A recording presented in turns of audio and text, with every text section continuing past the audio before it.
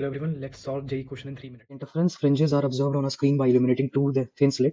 ठीक है, दो थिन स्लिट्स है, 1 mm पार्ट है, विद लाइट सोर्स का लैम्डा गिवन इतना. ठीक है, लैम्डा को इतना गिवन है. अब आगे मूव करते हैं. Distance between the screen and the slit is, मतलब डी की वैल्यू गिवन है. ठीक है, कैपिटल डी की वैल्यू गिवन है. एक bright fringe is observe on a screen at a distance 1.27 mm from the central bright fringe and the path difference between the wave which are reaching this point from the slit is close to. तो ठीक है, ये solve करते हैं. तो जो जो अपने गिवन है पहले वो लिख लेते हैं. डिस्टेंस बिटवीन द, मतलब स्मॉल डी की वैल्यू गिवन है, ये हो गया. लैम्डा की वैल्यू क्या हो गई, 63.28 नैनोमीटर. पॉइंट याद रखना, नैनोमीटर. और distance between the source and slit मतलब कैपिटल डी की वैल्यू हो गई 1 मीटर. और bright fringe is observe on screen 1.27 mm from the central bright fringe. ठीक है, मतलब ये वाई nth ब्राइट का डिस्टेंस गिवन है, वो कितना है 1.27 mm from the central bright. The path difference between the wave which are reaching the point from the slit is close to. ठीक है, तो इसका हम पहले बनाने की कोशिश करते हैं डायग्राम, फिर आपको समझ में आएगा क्वेश्चन चल क्या है. ये हो गया, सेंट्रल ब्राइट फ्रिंज से ऊपर ही बन रहा है. ठीक है, तो ये आपको पता होना चाहिए कि सेंट्रल ब्राइट फ्रिंज से ऊपर ही बन रहा है, क्योंकि क्वेश्चन मेंशन किया है. बीच में आपका हो गया ये सेंटर, इसी को बोल रहे हैं हम सेंट्रल ब्राइट फ्रिंज. ठीक है, CBF. और ये हो गया आपका कैपिटल डी, ये दोनों बीच हो गया आपका स्मॉल डी.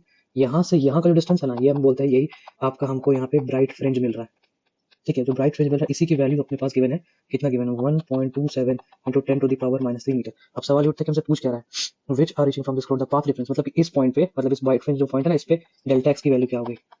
समझ में, यहाँ से परपेंडिकुलर बनाओ, ये हो गया आपका यहाँ पे डेल्टा एक्स, लेकिन हमसे उस इस पॉइंट पे पूछ रहा है डेल्टा एक्स की वैल्यू. ठीक है, और इसको सॉल्व करके इसको हम क्या लिख सकते हैं भाई. ठीक है, तो हम क्या लिख सकते हैं, delta X is equal to क्या होता है, डी साइन थीटा. और यही डी साइन थीटा को हम टैन थीटा भी लिख सकते हैं. तो इसको जब लिखेंगे तो क्या हो जाएगा, D Y upon capital D delta X. ठीक है, और डेल्टा एक्स हमसे पूछ रहा है, तो बस अब देखो क्या है हमारे पास, 1.27 into the key value put करते हैं वाई की जगह. ठीक है, हो गया. स्मॉल डी की वैल्यू पुट करते हैं, स्मॉल डी की वैल्यू क्या होगी 10⁻⁻3.